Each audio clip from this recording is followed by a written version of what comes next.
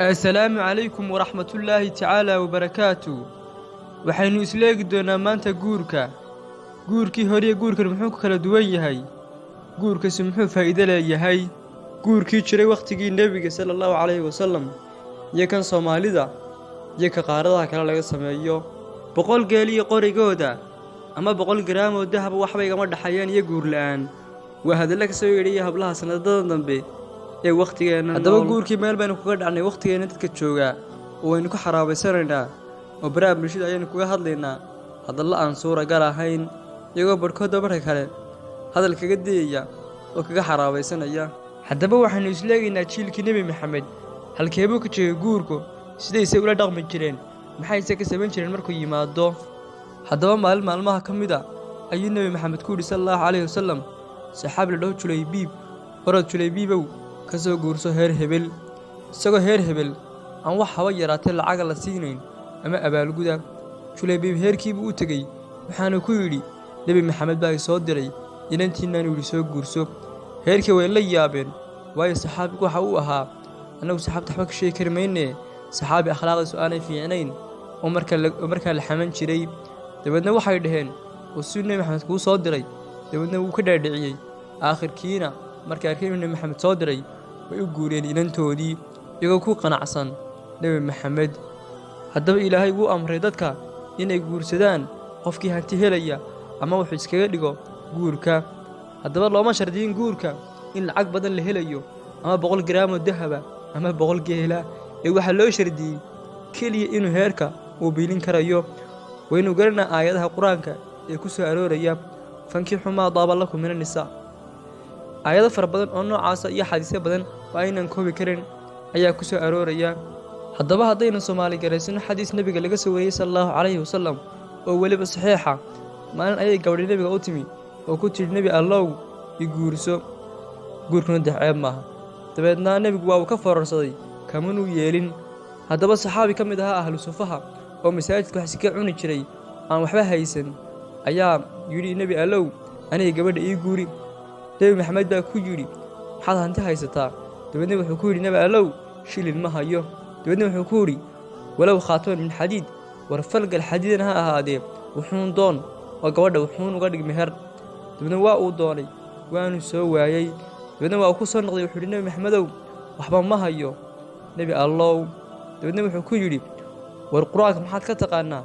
dabeedna wuxuu ku yidhi dhowr suuradood. dabeedna wuxuu ku yidhi dhowrkaas suuradood u mari oo uga dhig meher.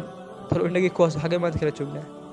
sidii baanu ku guursaday oo ay heer ku noqdeen meel yaalla, ilaahayna isugu barakeeyey, waayo nebi maxamed ayaa u ducaeyey oo heer wanaagsan isku qanacsan bay noqdeen, wax khaladana may samayn. haddaba waynu ognahay ilaahay hadduu shay abuuro shay kaluu u sameeyaa. hadduu bisad abuuro curri buu u sameeyaa, hadduu awr abuurana hal ayaa uu sameeyaa. shay kasta waxa uu sameeyaa shaygiisii. aadan ayaa u abuuray, waxaanu u sameeyey xawaa, hooyadeenni ilaahay ha u naxariistee. war hablaha waxaan leeyahay guurka noo fududeeya, waayo waxaa laydinka abuuray feedhayada. intaasna waa kaftan.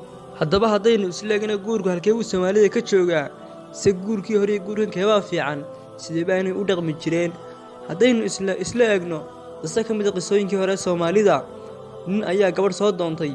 dabeedna waxaa loogu hibeeyey 100 geela iyo qorigoodii.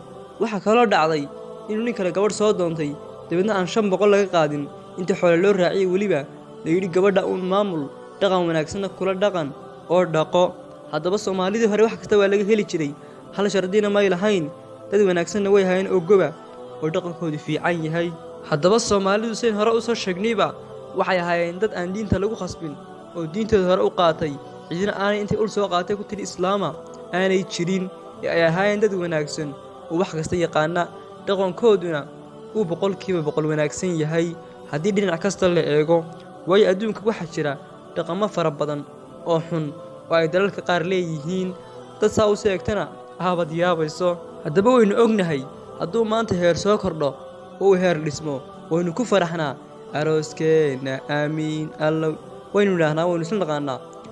hadduu heer burburana waynu naqaanaa oo waynu ka cadhoonnaa oo kuma faraxno. sidaa awgeed waynu garan karnaa kaalinta guurku inoo joogo iyo kaalinta uu dhexdeenna ku leeyahay.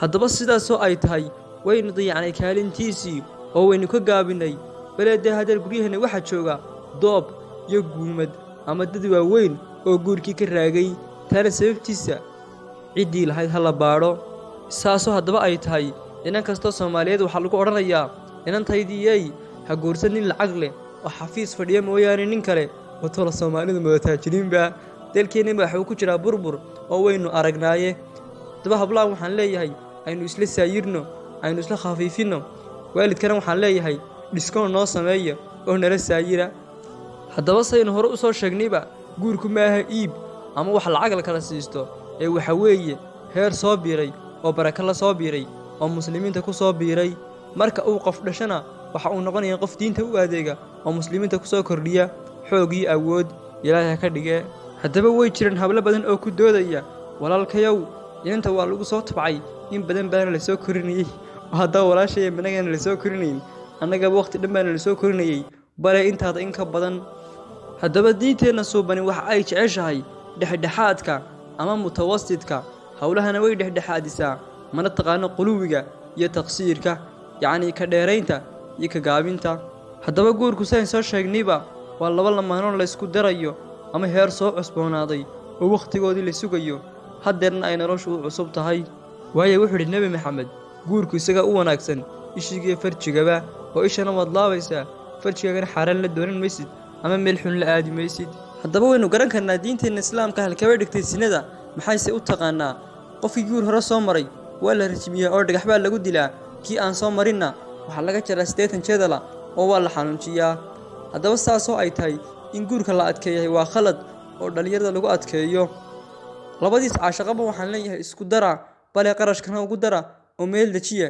xitaa biila waayo waxa la yiri haddii xumaan imanayso haddii laba xumaanood yimaadaan xumaanta yar baa la qaataa intii sina iman lahayd iyo xumaan heer ha la biilo horaa waxa loo yiri al-cilmu bayna an-naas cilmigu waxa uu dhex yaalaa dadka dhexdooda anigu ma yihiin nin wax ka sii haya xoga guurka laakiinse inta waan soo baaray waana inaan soo akhriyay oo aan sidii u faa'iidee shacabkiina Soomaaliyeed وما سنتي لديكنا والسلام عليكم ورحمة الله تعالى وبركاته.